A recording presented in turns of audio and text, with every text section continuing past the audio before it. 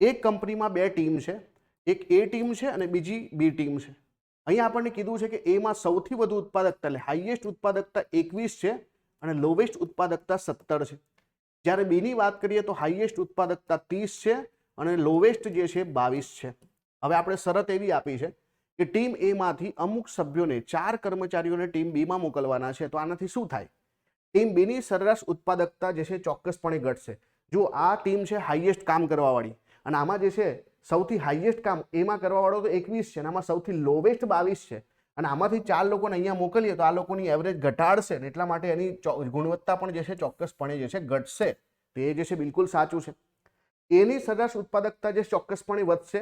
હવે આમાંથી 4 લોકો જાય છે તો આપણને ખબર નથી કે નબળી ગુણવત્તાવાળા જાય છે કે હાઈએસ્ટ વાળા જાય છે. તો વધશે કે ઘટશે આપણે ચોક્કસપણે કહી શકીએ નહીં અને એટલા માટે જે છે બી ખોટું છે. તો ફક્ત પહેલું વિધાન અહીંયા સાચું આવે. તો આ રીતે કેલ્ક્યુલેશન કરી શકાય.